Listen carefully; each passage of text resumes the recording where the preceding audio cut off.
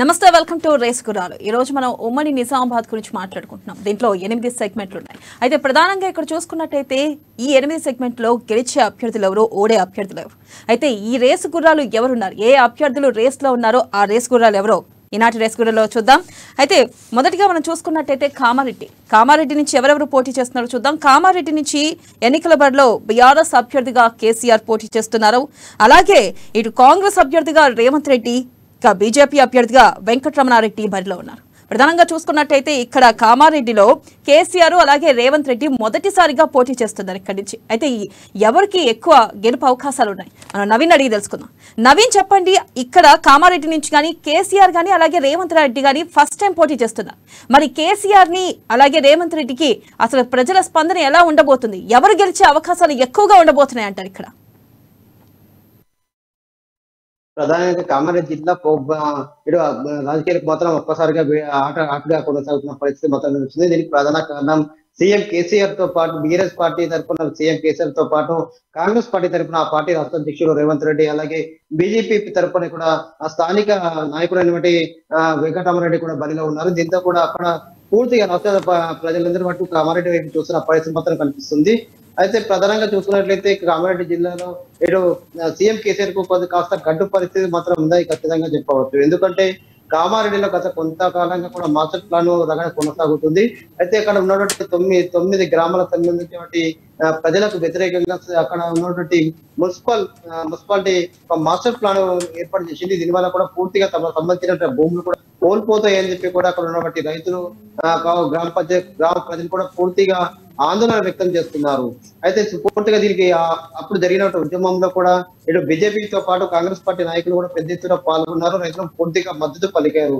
అయితే ఇక్కడ బీజేపీ రాష్ట్ర అధ్యక్షుడు బండి సంజయ్ తో పాటు రేవంత్ రెడ్డి కూడా పాల్గొని మరి వారికి మద్దతు పలకడంతో ఒక్కసారిగా ప్రజలు అంతా ఇటు బీజేపీ కాంగ్రెస్ చూస్తున్న పరిస్థితి కనిపిస్తుంది. అయితే అక్కడ పూర్తిగా ఇటు అక్కడ తన పరిస్థితి దిగజారుతున్న ఉద్దేశంతో మున్సిపాలిటీ సంబంధించిన అధికారులు మాస్టర్ ప్లాన్ వెనుక తీసుకున్నారు. అయినప్పటికీ కూడా ప్రజలు మాత్రం పూర్తిగా బీఆర్ఎస్ కు వ్యతిరేకంగా ఉన్న పరిస్థితి కనిపిస్తుంది.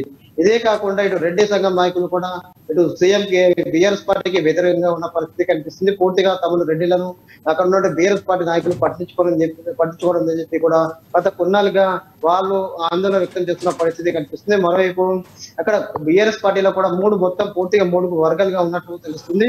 ఇటు ఎమ్మెల్యే గబ్బ గౌతమ్తో పాటు అక్కడ ఉంటే జిల్లా అధ్యక్షుడు ముజీబుద్దీన్, అలాగే మున్సిపల్ చైర్మన్ ఇటు జాహ్నవి మూడు వర్గాలుగా విడిపోవడంతో వాళ్ళే కొట్టుకున్న విభేదాలు ఉన్న పరిస్థితి మాత్రం స్పష్టంగా కనిపిస్తుంది. అయితే దీంతో ఇటు ఈ ప్రభావం పోటీ చేస్తున్న సీఎం కేసీఆర్ మీద పూర్తిగా పడే ప్రభావం స్పష్టంగా కనిపిస్తుంది. అదే ఇప్పుడు కాంగ్రెస్ పార్టీ చూసుకున్నట్లయితే కాంగ్రెస్ పార్టీలో పూర్తిగా రేవంత్ రెడ్డి బరిలో ఉండడము, అక్కడ పూర్తిగా బీసీ డిక్లరేషన్ సభ ఏర్పాటు చేసాం. దీనికి కర్ణాటక సీఎం కూడా వచ్చి బీసీలకు తాము అధికారంలోకి వస్తే ఏం చేస్తామని చెప్పి కూడా స్పష్టంగా వివరించారు. దీంతో బీసీలు కూడా ఇటు కాంగ్రెస్ వైపు చూస్తున్న పరిస్థితి మొత్తం స్పష్టంగా కనిపిస్తుంది. ఎందుకంటే బీఆర్ఎస్ పార్టీలో అక్కడ ఉన్నటువంటి ఇటు కాంగ్రెస్ పార్టీ ఇటు కామారెడ్డిలో బీఆర్ఎస్ 10 సంవత్సరాలుగా అధికారం ఉంది. అధికారం ఉన్నప్పటికీ కూడా ఇంతవరకు ఎలాంటి అభివృద్ధి జరగకపోవడంతో కూడా అక్కడ ఉన్న ప్రజలు పూర్తిగా ఇటు బీఆర్ఎస్ కు వ్యతిరేక పరిస్థితి మొత్తం స్పష్టంగా కనిపిస్తుంది. అదే ఓటు బ్యాంకు ఇటు కాంగ్రెస్ వైపు కూడా తిరిగి మళ్ళీ పరిస్థితి మొత్తం స్పష్టంగా కనిపిస్తుంది. ఇక మరోవైపు ఇటు స్థానిక నాయకులు బీజేపీ పార్టీ ఉన్నటువంటి నాయకులైన బట్టి వెంకటరామరెడ్డి వైపు కూడా ఇటు మాస్టర్ ప్లాన్ ఉద్యమంలో ఇటు రైతుల వెంట ఉన్నారు. రైతు ఉద్యమంలో పాల్గొన్నాడు. దాంతో పాటు అనేక ఉద్యమంలో పాల్గొన్నారు. అయినప్పటికీ కూడా ముఖ్యంగా ఇటు రేవంత్ రెడ్డి ఇక్కడ కాంగ్రెస్ పార్టీ రాష్ట్ర అధ్యక్షుడు రేవంత్ రెడ్డి బరిలో ఉండడం కూడా ఇక్కడ రేవంత్ రెడ్డి గెలిస్తే తమ నియోజకవర్గానికి ఏదో కొంత మేలు చేకూరుతుంది ఖచ్చితంగా. ఇటు సీఎం రేసులో కూడా రేవంత్ రెడ్డి ఉన్నాడు. ఇక్కడ నుండి గెలిస్తే మాత్రం ఖచ్చితంగా తమ నియోజకవర్గం అభివృద్ధి చెందుతనే ఉద్దేశంతో కూడా పూర్తిగా ఉన్న ప్రజలకు కూడా కాంగ్రెస్ స్పష్టంగా కనిపిస్తుంది చెప్పవచ్చు. నుంచి చూసుకుందాం. ఆర్మూర్ నుంచి కూడా ఇటు బీఆర్ఎస్ అభ్యర్థిగా జీవన్ రెడ్డి పోటీలో ఉన్నారు. అలాగే ఇటు ఆర్మూర్ నుంచి ఎన్నికల బరిలో కాంగ్రెస్ అభ్యర్థిగా వినయ్ కుమార్ రెడ్డి, ఇక బీజేపీ అభ్యర్థిగా రాకేష్ రెడ్డి పోటీ పడుతున్నారు. ప్రధానంగా చూసుకున్నట్టయితే జీవన్ రెడ్డి గతంలో చేసిన అభివృద్ధి అక్కడ అసలు ఏ మేరకు అభివృద్ధి చేశారు, మరి జీవన్ రెడ్డికి ఏమైనా అక్కడ ఛాన్స్ ఉందా, లేకపోతే వినయ్ కుమార్ రెడ్డి గెలిచే అవకాశాలు ఉన్నాయా? ఎలా ఉంది నవీన్ అక్కడ పరిస్థితి? ఆర్మూర్ చూసుకున్నట్లయితే ఆర్మూర్ నియోజకవర్గంలో పూర్తిగా త్రిముఖ పోటీ నెలకొందని చెప్పవచ్చు. అక్కడ బీఆర్ఎస్ పార్టీ తరఫున సిట్టింగ్ ఎమ్మెల్యే జీవన్ రెడ్డి కూడా ఒక బరిలో ఉన్నారు. అలాగే కాంగ్రెస్ పార్టీ తరఫున బీజేపీ పార్టీ నుంచి వచ్చినటువంటి వినయ్ రెడ్డి అలాగే బరిలో ఉండగా, బీజేపీ నుండి ప్రముఖ పారిశ్రామిక పైడి రాజేష్ రెడ్డి కూడా అక్కడ బరిలో ఉన్నారు. ప్రధానంగా చూసుకున్నట్లయితే అక్కడ గత 10 సంవత్సరాలుగా అధికార బీఆర్ఎస్ పార్టీ కూడా అధికారం ఉన్నప్పటికీ కూడా ఎలాంటి అభివృద్ధి జరగలేదని చెప్పి అక్కడ పూర్తిగా నిరంకుశ పాలన కొనసాగుతుంది. పూర్తిగా జగన్మోహన్ రెడ్డికి వ్యతిరేకంగా సొంత వర్గానికి చెందిన ప్రజలకు కూడా మండిపడుతున్న పరిస్థితి మొత్తం స్పష్టంగా కనిపిస్తుంది. ఎందుకంటే పూర్తిగా రౌడీజం కూడా ఆర్మూర్ నియోజకవర్గంలో కొనసాగుతుంది చెప్పి కూడా ప్రజలు కూడా పూర్తిగా జీవన్ రెడ్డికి వ్యతిరేకంగా ఉన్న పరిస్థితి మొత్తం స్పష్టంగా కనిపిస్తుంది. అయితే వినయ్ రెడ్డి ఇటు కాంగ్రెస్ పార్టీ తరఫున బరిలో ఉన్నటువంటి వినయ్ రెడ్డి వైపు కూడా ప్రజలు పూర్తిగా ముక్కు చూపిన పరిస్థితి మొత్తం స్పష్టంగా కనిపిస్తుంది. ఎందుకంటే అటు బీజేపీ తరఫున గత ఎన్నికలు ఓడిపోయినప్పటికీ వినయ్ రెడ్డికి ఓడిన తర్వాత కూడా ప్రజల వద్దకు వెళ్తున్నాడు. ప్రజలతో సాధక బాధకాలు తెలుసుకుంటున్నాడు. వారి తోచిన సహాయం చేస్తూ వస్తున్న పరిస్థితి కనిపిస్తుంది. అనేక గ్రామాల్లో కూడా ఛత్రపతి శివాజీ విగ్రహాలు ఏర్పాటు చేయడంతో పాటు యువతను కూడా పూర్తిగా తన వైపు తిప్పుకునే ప్రయత్నం చేశారు. దీంతో పాటు ఎక్కడ కార్యక్రమం జరిగినప్పటికీ అక్కడ అన్నదాన కార్యక్రమం ఏర్పాటు చేయడం, వారికి తోచిన సహాయం చేయడము, గుళ్ళకు టెంపుల్ ఆలయాలకు సంబంధించి కూడా సహాయం చేయడంతో కూడా పూర్తిగా ప్రజలు కూడా చెందినటువంటి ప్రజలు కూడా పూర్తిగా వినయ్ రెడ్డి వైపు చూస్తున్న పరిస్థితి మాత్రం కనిపిస్తుంది. ఇక మరోవైపు బీజేపీ పార్టీ చూసుకున్నట్టయితే బీజేపీ పార్టీ తరఫున కూడా అక్కడ ఉన్నటువంటి పైడి రాకేష్ రెడ్డి కూడా బరిలో ఉన్నారు. అక్కడ పైడి రాకేష్ రెడ్డి కూడా పూర్తిగా తమకు ఇటు మోడీ ప్రభుత్వం రావాలి, డబుల్ ఇంజన్ రావాలని చెప్పి వస్తే మాత్రం ఖచ్చితంగా అభివృద్ధి చెందుతుందని చెప్పి కూడా ప్రజల వద్దకు వెళ్తున్నాడు. నిరంకుశ పాలన పోవాలి, జీవన్ రెడ్డి ఓడించాలంటే ఖచ్చితంగా బీజేపీ వైపు ఒకటి గెలిపించాలని చెప్పి కూడా ప్రజల వద్దకు వెళ్తున్నారు. అక్కడ పూర్తిగా చూసుకున్నట్లయితే ఇటు కాంగ్రెస్ బీజేపీ వైపే ప్రజలు చూస్తున్న పరిస్థితి మాత్రం అక్కడ బీఆర్ఎస్ పార్టీ తరఫునటువంటి జీవన్ రెడ్డి థర్డ్ ప్లేస్ కు పడిపోయే పరిస్థితి మాత్రం స్పష్టంగా కనిపిస్తుంది. ఇక ఈ రెండు పార్టీలు ఇక బోధన్ చూద్దాం. బోధన్ నియోజకవర్గం నుంచి ఎన్నికల బరిలో బీఆర్ఎస్ అభ్యర్థిగా షకీల్ అహ్మద్, ఇక కాంగ్రెస్ అభ్యర్థిగా సుదర్శన్ రెడ్డి, ఇక బీజేపీ అభ్యర్థిగా మోహన్ రెడ్డి ప్రధానంగా పోటీలో ఉన్నారు. అయితే ఈ ముగ్గురులో ఎవరికి ఎక్కువగా గెలుపొందే అవకాశాలు ఉన్నాయి? అయితే ఇప్పుడు ప్రజలు మనం చూసుకున్నట్టయితే కాంగ్రెస్ పార్టీ మేనిఫెస్టో ప్రకటించిన తర్వాత మరి కాంగ్రెస్ పార్టీకి ఎక్కువగా అవకాశాలు ఉన్నాయా? గతంలో చూసుకున్నట్టయితే ఇక్కడ బీఆర్ఎస్ పార్టీ చేసిన అభివృద్ధి ఏంటి? ఇప్పుడు షకీల్ అహ్మద్ కి అక్కడ ఏ మేరకు ప్రజా ఆశీర్వాదం ఉంది? చెప్పండి మోహన్.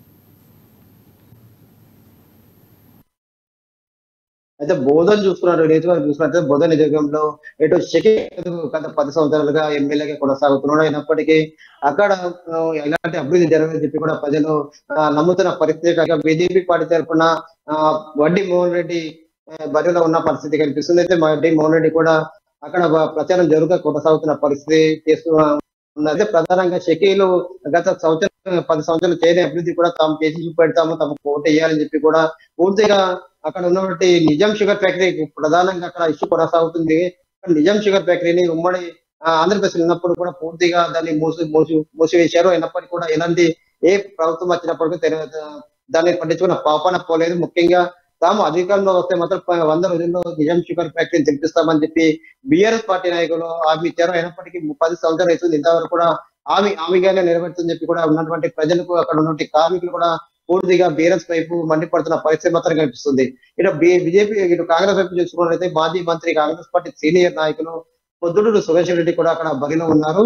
పూర్తిగా తన ఎన్నికల ప్రచారంలో భాగంగా ఇటు ఒక ప్లానింగ్ ప్రకారం వెళ్తున్న పరిస్థితి మాత్రం కనిపిస్తుంది. ఎందుకంటే అక్కడ ఇటు బీఆర్ఎస్ పార్టీలో కీలక నాయకులైనటువంటి ఒక నాయకుడితో పాటు మా ఎంఐఎం సంబంధించిన వర్గాలు కూడా ఇటు కాంగ్రెస్ వైపు చూస్తున్న పరిస్థితి మాత్రం కనిపిస్తుంది. శరత్ రెడ్డి ముఖ్యంగా బీఆర్ఎస్ పార్టీలో సీనియర్ నాయకుడు, అక్కడ బీఆర్ఎస్ పార్టీకి మంచి పలుకుబడి ఉన్నటువంటి శరత్ రెడ్డి కూడా కాంగ్రెస్ పార్టీ చేరడంతో కూడా ఇటు కాంగ్రెస్ పార్టీకి పూర్తిగా లాభిస్తుందని చెప్పవచ్చు.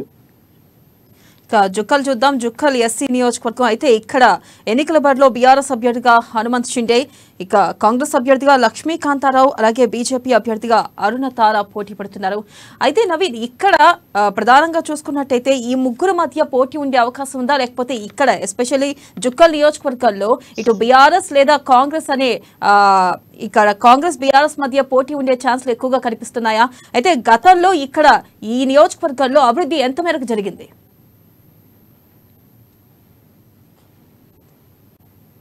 అంటే జుక్కల యుద్ధం పూర్తిగా వెనుకబడిన ప్రాంతం. గత కొన్ని తెలంగాణ రాకముందు, తెలంగాణ వచ్చిన తర్వాత కూడా ఎలాంటి అభివృద్ధి జరగలేదు. పూర్తిగా ఎస్సీ రిజర్వేషన్ సంబంధించిన నియోజకవర్గం. అక్కడ ఎస్సీ నియోజకవర్గం సంబంధించిన ప్రజలు ఎక్కడ బరిలో ఉంటారో ఈసారి కాంగ్రెస్ పార్టీ తరఫున తోట లక్ష్మీకాంత్ బరిలో ఉన్నారు. మరోవైపు ఇటు బీజేపీ పార్టీ తరఫున అరుణ్ తార, అలాగే ఇటు బీఆర్ఎస్ పార్టీ తరఫున సిట్టింగ్ ఎమ్మెల్యే హనుమంత్ షిండే కూడా బరిలో ఉన్నారు. అయితే హనుమంత్ షిండే 10 రోజుల్లో ఎలాంటి అభివృద్ధి కూడా జరగలేదని చెప్పి కూడా ఎక్కువ ముఖ్యంగా అక్కడ ఉన్నటువంటి దళిత బంధు ఇటు నిజాం సాగర్ కూడా దళిత బంధు ప్రాజెక్ట్ కింద తీసుకున్నారు. అయినప్పటికీ కూడా ఎక్కడ దళిత బంధు ఇవ్వలేదు. పూర్తిగా దళిత బంధు విషయంలో కొంత అని చెప్పి కూడా అక్కడ ఉండే దళితులు కూడా అధికార బిఎల్స్ వైపు కూడా ఆగ్రహం వ్యక్తం చేస్తున్న పరిస్థితి మాత్రం కనిపిస్తుంది. అరుణ తార చూసుకున్నట్లయితే బీజేపీ తరఫున కూడా ప్రచారంలో కాస్త వెనుక ఉన్న పరిస్థితి మాత్రం కనిపిస్తుంది. అయితే కాంగ్రెస్ పార్టీ తరఫున తోట లక్ష్మీకాంతారావు బరిలో ఉన్నారు. గత కొన్ని నెలలుగా ప్రజల వద్దకు వెళ్తున్నారు. ప్రజలు తమకు ఓటు వేయాలని చెప్పి చెప్తున్నారు. కాంగ్రెస్ పార్టీ వస్తే ఎలాంటి అభివృద్ధి చేస్తామో కూడా ప్రజలకు వివరిస్తున్నారు. ముఖ్యంగా కాంగ్రెస్ పార్టీ ప్రవేశపెట్టినటువంటి 6 గ్యారంటీ హామీలను కూడా ప్రజల వద్దకు తీసుకెళ్తున్నారు. ఖచ్చితంగా కాంగ్రెస్ పార్టీ రావాలి, ఇందిరమ్మ రాజ్యం రావాలి, అప్పుడే నిజంగా అభివృద్ధి చెందుతుందని చెప్పి కూడా ప్రజల వద్దకు వెళ్తున్న పరిస్థితి మాత్రం కనిపిస్తుంది. అయితే ఎక్కువ నియోజకవర్గంలో చూసుకున్నట్లయితే పూర్తిగా అక్కడ బీజేపీ కాంగ్రెస్ వైపే కూడా ప్రజలు ఎక్కువ చూస్తున్న పరిస్థితి మాత్రం కనిపిస్తుంది. ఇటు బీఆర్ఎస్ పార్టీ మాత్రం 3వ స్థానంలో పరిమిత అయ్యే పరిస్థితి మాత్రం స్పష్టంగా కనిపిస్తుంది. ఈ రెండు పార్టీలకు మాత్రం చూసుకున్నట్లయితే కాస్త కాంగ్రెస్ పార్టీకి ఎడ్జి ఉన్న పరిస్థితి మాత్రం స్పష్టంగా కనిపిస్తుందని చెప్పవచ్చు. బాన్స్వాడ నియోజకవర్గం నుంచి చూద్దాం. బాన్స్వాడ నియోజకవర్గం చూసుకున్నట్టయితే బీఆర్ఎస్ అభ్యర్థిగా శ్రీనివాస్ రెడ్డి, అలాగే కాంగ్రెస్ అభ్యర్థిగా రవీందర్ రెడ్డి, బీజేపీ అభ్యర్థిగా లక్ష్మీనారాయణ పోటీ పడుతున్నారు. అయితే నవీన్, ఇక్కడ చూసుకున్నట్టయితే ఎక్కువగా ఈ నియోజకవర్గంలో గెలిచే అవకాశాలు ఎక్కువగా ఏ అభ్యర్థికి ఉంది నవీన్? అయితే ముఖ్యంగా బాన్స్వాడ నియోజకవర్గం చూసుకున్నట్లయితే బాన్స్వాడ నియోజకవర్గంలో సీనియర్ నాయకుడు అయినటువంటి speaker Pocharam Srinivas BRS party తరఫున బరిలో ఉన్నారు. అయితే బీజేపీ తరఫున నిజామాబాద్ చెందినటువంటి ఇండా లక్ష్మీ అక్కడ పోటీలు ఉన్న పరిస్థితి కనిపిస్తుంది. అయితే మరోవైపు కాంగ్రెస్ పార్టీ తరఫున ఎల్లారెడ్డి సంబంధించినటువంటి ఏనుగు రవీందర్ ఇక్కడ కాంగ్రెస్ పార్టీ తరఫున బరిలో ఉన్నారు. అయితే పూర్తిగా ఇది అక్కడ ఉన్న ప్రజలు మాత్రం కూడా పూర్తిగా అధికార బీఆర్ఎస్ వైపు చూస్తున్న పరిస్థితి మాత్రం కనిపిస్తుంది. ఎందుకంటే దానికి ప్రధాన కారణం బాన్సువాడ లెక్కలు లేని అభివృద్ధి పోచారం శ్రీనివాస్ రెడ్డి ఉన్నప్పుడు జరిగిందని చెప్పి అక్కడ ఉన్న ప్రజలు పూర్తిగా నమ్ముతున్నారు. ముఖ్యంగా రాష్ట్ర వ్యాప్తంగా చూసుకున్నట్లయితే డబుల్ బెడ్రూమ్ల విషయంలో కూడా ఇక్కడ కేసీఆర్ డబుల్ బెడ్రూమ్ కట్టిస్తా అని చెప్పారు. ఇక్కడ కూడా అనుకున్న స్థాయిలో అభివృద్ధి డబుల్ బెడ్రూమ్ కట్టి ఇవ్వలేదు. కానీ బాన్స్వాడ నియోజకవర్గంలో మాత్రమే డబుల్ బెడ్రూమ్ పూర్తిగా ఇచ్చిన పరిస్థితి రికార్డు కూడా ఉందని స్పష్టంగా చెప్పవచ్చు. అక్కడ చూసుకున్నట్లయితే పూర్తిగా పోచారం శ్రీనివాస్ రెడ్డి కూడా బలమైన నాయకుడు ఉన్నాడు. టీడీపీ ఉమ్మడి ఉన్నాడు.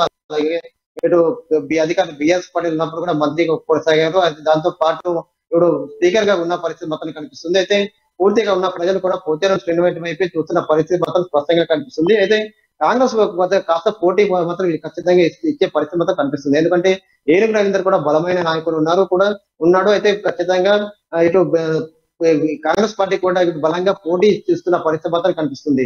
అయితే ఎండా లక్ష్మీ బీజేపీ పార్టీ చూసుకున్నట్లయితే ఆ స్థానిక నాయకుడు కాదు, అక్కడ ఉన్నప్పుడు అక్కడ సంబంధించిన ప్రజలతో పాటు అతనికి ఎలాంటి సంబంధాలు కూడా లేని పరిస్థితి మాత్రం ఉంది. అక్కడ బాన్స్వాడ చూసుకున్నట్లయితే పోచారం శ్రీనివాస్ రెడ్డి అలాగే ఏనుగు రవీంద్ర మధ్యనే ప్రధానంగా పోటీ ఉందని స్పష్టంగా చెప్పవచ్చు. నియోజకవర్గంలో ఏదైతే 6 గ్యారంటీలు అలాగే మనం చూసుకున్నట్టయితే మేనిఫెస్టో తర్వాత కాంగ్రెస్ మీద అక్కడ జనాల్లో ఏ మేరకు అభిప్రాయం నెలకొంది? అయితే కాంగ్రెస్ కి ప్రజాదరణ అక్కడ ఎలా ఉంది బాన్స్వాడలో? అదే ఇటు కాంగ్రెస్ పార్టీ తరఫున 6 గ్యారంటీలు హామీలను కూడా ఇక్కడ ఉన్నటువంటి కాంగ్రెస్ పార్టీ నాయకులు కూడా ప్రజల వద్దకు తీసుకెళ్తున్నారు. తమ అధికారులు 6 గంటలు మాత్రం కర్ణాటక లేదా నెరవేరుస్తున్నామో కూడా ఇక్కడ ఖచ్చితంగా నెరవేరుస్తామని చెప్పి కూడా ఏనుగు రవీందర్తో పాటు కాంగ్రెస్ పార్టీ శ్రేణులు కూడా ప్రజల వద్ద వెళ్ళి ప్రచారం చేస్తున్న పరిస్థితి మాత్రం కనిపిస్తుంది. అయితే అక్కడ ఉన్న ప్రజలు మాత్రం ఇక్కడ అభివృద్ధి ఖచ్చితంగా ఇక్కడ బాన్స్వాడలో అభివృద్ధి పోచారం శ్రీనివాస్ రెడ్డి ఉన్నప్పుడు కూడా అభివృద్ధి జరిగింది. మళ్ళీ వైపు కూడా అభివృద్ధి జరగాలంటే మాత్రం పోచారం శ్రీనివాస్ రెడ్డిని గెలిపించాలని చెప్పి కూడా ప్రజలు స్పష్టంగా నమ్ముతున్న పరిస్థితి మాత్రం కనిపిస్తుంది. అయితే చూసుకున్నట్లయితే ఇక్కడ పోచారం రెడ్డి మధ్య ఏనుగు రవీంద్ర రెడ్డి మధ్యనే ప్రధానంగా పోటీ నెలకొందని చెప్పవచ్చు. ఈ రెండు పార్టీ ఎవరు గెలిచినప్పటికీ తక్కువ మెజార్టీతో మాత్రం గెలిచే అవకాశాలు స్పష్టంగా ఉన్నాయని చెప్పవచ్చు. ఎల్లారెడ్డి నియోజకవర్గంలో బీఆర్ఎస్ అభ్యర్థిగా సురేందర్ రెడ్డి, అలాగే కాంగ్రెస్ అభ్యర్థిగా మదన్ మోహన్ రావు, ఇక బీజేపీ అభ్యర్థిగా సుభాష్ రెడ్డి పోటీలో ఉన్నారు. అయితే ఈ నేపథ్యంలో ఇక్కడ చూసుకున్నట్టయితే నవీన్, ప్రధానంగా ఎల్లారెడ్డి నియోజకవర్గంలో గతంలో జరిగిన అభివృద్ధి ఏంటి, అలాగే అక్కడ ప్రజల నాడి ఎలా ఉంది, ఏ నాయకుడికి ఎక్కువ మద్దతు ఉంది, అయితే ఇక్కడ ప్రధానంగా రేసులో ఏ నాయకుడు ఉన్నారు నవీన్? ప్రధానంగా ఎల్లారెడ్డి చూసుకున్నట్టయితే ఎల్లారెడ్డి వర్గంలో పూర్తిగా కాంగ్రెస్ వైపు కూడా ప్రజలు చూసిన పరిస్థితి మాత్రం కనిపిస్తుంది. ఎందుకంటే ఇటు ఎల్లారెడ్డి విగ్రహంలో మదన్ మోహన్ కూడా బరిలో ఉన్నారు. అయితే ప్రధాన ప్రచారంలో కూడా ముందుకు దూసుకెళ్తున్నారు. అడుగడుగునా ప్రజలు కూడా అతనికి నీరాజనం పడుతున్న పరిస్థితి మొత్తం స్పష్టంగా కనిపిస్తుంది. ఎందుకంటే జాజుల సురేందర్ గతంలో ఇటు కాంగ్రెస్ పార్టీ తరఫున బరిలో ఉన్నారు. అయితే అతనికి డబ్బులు లేకపోవడంతో కూడా అక్కడ ఉన్న ప్రజలు చందాల వేసి మరీ అతన్ని గెలిపించారు. అయినప్పటికీ కూడా అక్కడ గెలిచిన తర్వాత కాంగ్రెస్ పార్టీలో ఉండకుండా తాను అభివృద్ధి కావాలి, నియోజకవర్గం అభివృద్ధి కావాలంటే ఖచ్చితంగా అధికార బీఆర్ఎస్ పార్టీలు చేరాలని చెప్పి కూడా ఒక సాగుతో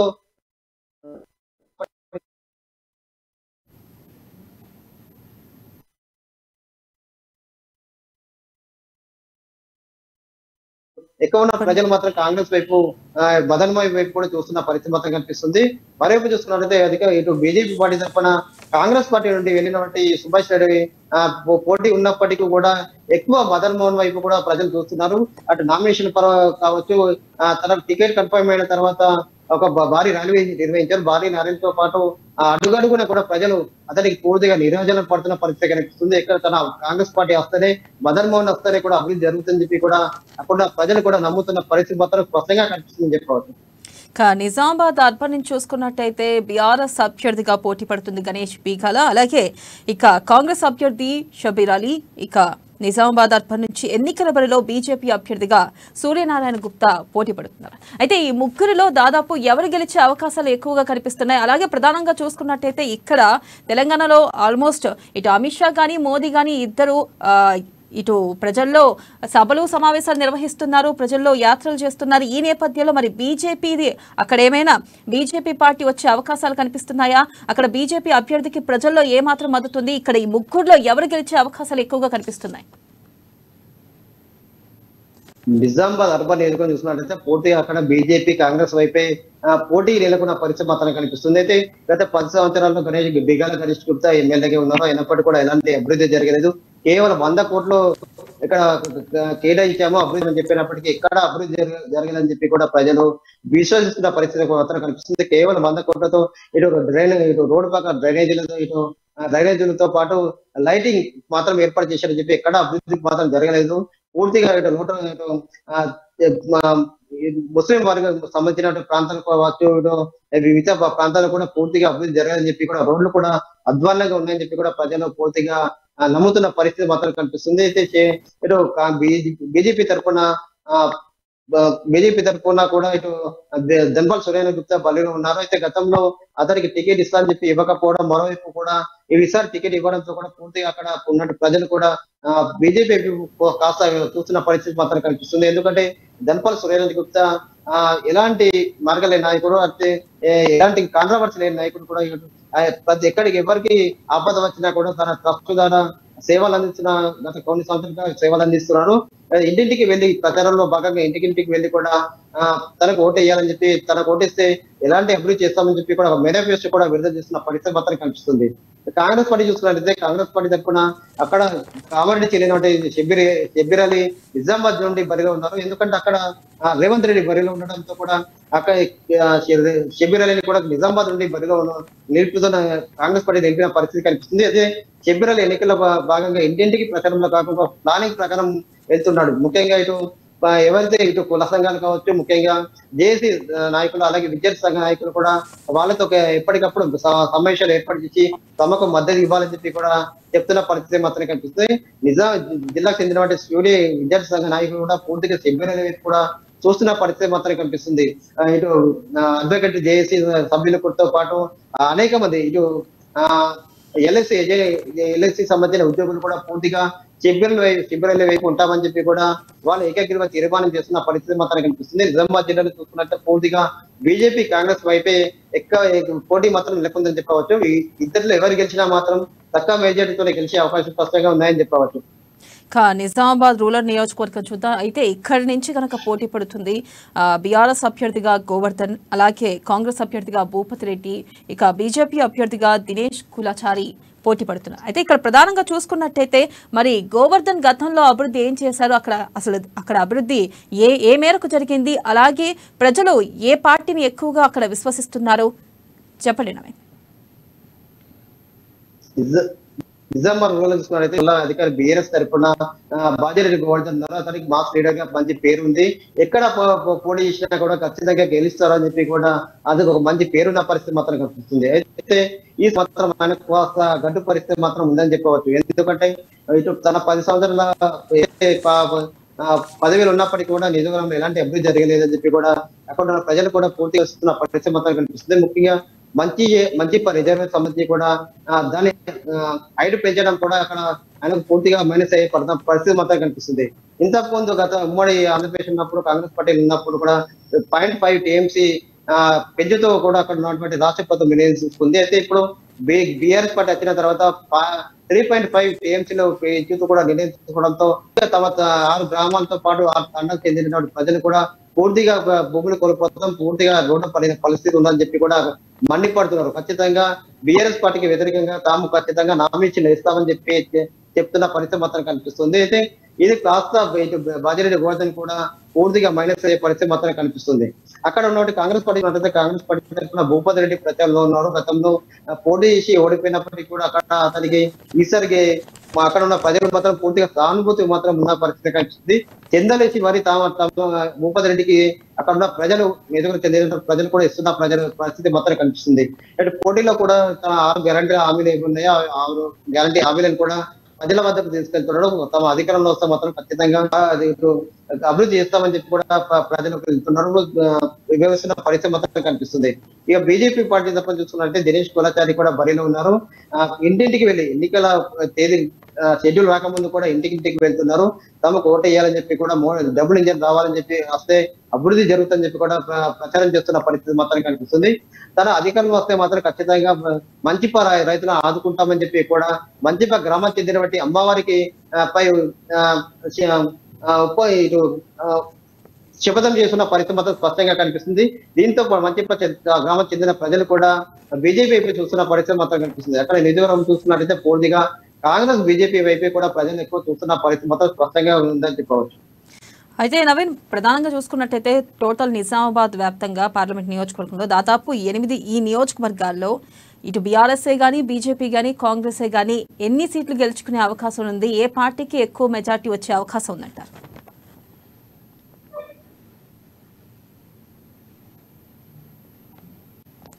నవీన్, మనం చూసుకున్నట్టయితే ఇక్కడ టోటల్ నిజామాబాద్ వ్యాప్తంగా ఎన్ని సీట్లలో బీఆర్ఎస్ఏ కానీ బీజేపీ కానీ కాంగ్రెస్ కానీ ఎక్కువ సీట్లు గెలుచుకునే అవకాశాలు ఉన్నాయి, ఏ పార్టీకి ఎక్కువగా సీట్లు వచ్చే అవకాశం ఉందంటారు నియోజకవర్గం వ్యాప్తంగా? పూర్తిగా నియోజకవర్గం చూసుకున్నట్టయితే నిజామాబాద్ జిల్లా చూసుకున్నట్టయితే మొత్తం 9 స్థానాలు ఉన్నాయి. 9 స్థానాలు నిజామాబాద్ జిల్లాలో 5 స్థానాలు నియోజకవర్గం ఉండగా ఇటు కామారెడ్డి జిల్లాలో మొత్తం 4 స్థానాలు ఉన్నాయి. అయితే కేవలం బీఆర్ఎస్ పార్టీ 2-3 స్థానాలకే పరిమిత అయ్యే పరిస్థితి మాత్రం కనిపిస్తుంది. అయితే కాంగ్రెస్ పార్టీ 4 నుండి 3 నుండి వచ్చే అవకాశం స్పష్టంగా కనిపిస్తుంది. ముఖ్యంగా ఇటు బోధన్తో పాటు ఇటు బాల్కొండ, అలాగే ఇటు జుక్కల్ నియోజకవర్గం, అలాగే 3-4 స్థానాలకు మాత్రం ప్రత్యేకంగా వచ్చే పరిస్థితి మాత్రం కనిపిస్తుంది. ఇక బీజేపీ పార్టీ చూసుకున్నట్లయితే 2-3 స్థానాలు మాత్రం పరిమిత అయ్యే పరిస్థితి మాత్రం కనిపిస్తుంది. ఓవరాల్ గా చూసుకున్నట్లయితే ఇటు ఉమ్మడి నిజామాబాద్ జిల్లాలో కాంగ్రెస్ పార్టీకి ఎక్కువ సీట్లు వచ్చే పరిస్థితి మాత్రం స్పష్టంగా ఉందని చెప్పవచ్చు. అయితే ప్రధానంగా చూసుకున్నట్టయితే ఇటు బీజేపీ వ్యాప్తంగా మనం చూసుకోవచ్చు, ఇటు మోదీ గానీ అమిత్ షా గానీ సభలు సమావేశాలు నిర్వహిస్తున్నారు. మీ బీజేపీ గ్రాఫ్ అక్కడ ఎలా ఉంది? అయితే బీజేపీ గ్రాఫ్ ఏమైనా రానున్న రోజులు ఇంకా 10 రోజుల్లో ఇంకా సభలు సమావేశాలు మోదీ అమిత్ షా పాల్గొన్నారు, ఈ నేపథ్యంలో ఏమైనా పెరిగే ఛాన్స్ ఉందా? అంటే బీజేపీకి కొంతమేర ఓట్లు పడే అవకాశం ఉందంటారా? అయితే ప్రధానంగా చూసుకున్నట్లయితే ఎన్నికల షెడ్యూల్ ఎప్పుడో విడుదలైందో అప్పటి నుంచి కూడా పూర్తిగా ఇటు బీజేపీ పార్టీ నాయకులు, రాష్ట్ర నాయకులు కావచ్చు, జాతీయ నాయకులు కావచ్చు, అడపాదడపా వచ్చి ఇటు వెళ్తున్న పరిస్థితి మాత్రం కనిపిస్తుంది. అయినప్పటికీ కూడా సమావేశాలు నిర్వహిస్తున్నారు, సమావేశాలు కూడా ప్రజలు వెళ్తున్నారు. అయినప్పటికీ కూడా కాస్త ఇక్కడ ప్రజలు కూడా నమ్మే పరిస్థితి లేదని చెప్పవచ్చు. ఎందుకంటే సీఎం కేసీఆర్ ని అరెస్ట్ చేస్తాము, పూర్తిగా అవినీతి, ఇటు బీఆర్ఎస్ పార్టీ అవినీతిలో ఉంది, పూర్తిగా కేసీఆర్ ని అరెస్ట్ చేస్తామని చెప్పారు. దాంతో పాటు కవిత, ఎమ్మెల్సీ కవిత కూడా నిజామాబాద్ జిల్లాలో ఎమ్మెల్సీగా కొనసాగుతుంది. లిక్కర్ కేసులో కూడా గత కొన్నాళ్ళుగా కవితను లోపల వేస్తామని చెప్పి కూడా ఇటు బీజేపీ నాయకులు చెప్తున్నారు. చెప్పినప్పటికీ కూడా ఇంతవరకు అరెస్ట్ చేయకపోవడం, అలాగే విచారణ కూడా కొనసాగుతున్న పరిస్థితి మాత్రం లేకపోవడంతో పూర్తిగా బీఆర్ఎస్ పార్టీ, బీజేపీ పార్టీ రెండు ఒకటే అని చెప్పి కూడా ప్రజలు నమ్ముతున్న పరిస్థితి మాత్రం స్పష్టంగా కనిపిస్తుంది. ఇదే వాదన కూడా ఇటు కాంగ్రెస్ పార్టీ కూడా ప్రజల వాదన తీసుకెళ్తుంది. బీజేపీకి ఓటేస్తే బీఆర్ఎస్ ఇటు బీజేపీకి ఓటేస్తే బీఆర్ఎస్ కి ఇచ్చినట్టు, బీఆర్ఎస్ కి వస్తే బీజేపీకి ఇచ్చినట్లు అని చెప్పి కూడా ప్రజల వద్దకు తెలుసుకుంటున్నారు. ప్రజలు కూడా పూర్తిగా దానిని నమ్ముతున్న పరిస్థితి మొత్తం స్పష్టంగా కనిపిస్తుంది. కేవలం అక్కడ ఉన్న నాయకులు గెలిస్తే ఇక్కడ 2-3 స్థానాలు గెలిచే అవకాశం ఉన్నప్పటికీ కూడా కేవలం పార్టీ కాదు, నాయకులను ముఖం చూసి వాళ్ళు చేస్తున్న సేవా కార్యక్రమాలు చూసి వాళ్ళని ఓట్లేస్తున్న పరిస్థితి మాత్రమే కనిపిస్తుంది. ఇప్పుడు కాదు, మరో కొన్ని 2-3 రోజుల్లో కూడా ఎన్ని బహిరంగ సభలు పెట్టినా ఏం చేసినప్పటికీ కూడా ప్రజలు మాత్రం రెండు పార్టీలు ఒకటే అని చెప్పి కూడా ప్రజలు నమ్ముతున్న పరిస్థితి మొత్తం స్పష్టంగా ఉందని చెప్పవచ్చు. Thank you. ఇక చూశారు కదా, ఉమ్మడి నిజామాబాద్ వ్యాప్తంగా చూసుకున్నట్టయితే దాదాపు ఇటు బీఆర్ఎస్ వర్సెస్ కాంగ్రెస్ అన్నట్టుగా కొనసాగుతుంది. అయితే కొంత మేరకు ఇక్కడ కాంగ్రెస్ కి గెలిచే అవకాశాలు ఉన్నట్లుగా తెలుస్తుంది. ఇది ఇవాల్టి మన రేసు గుర్రాలు. మరో కార్యక్రమంలో మళ్ళీ కలుసుకుందాం. కీప్ వాచింగ్ అమ్మా న్యూస్, నిజం కోసం జనం కోసం.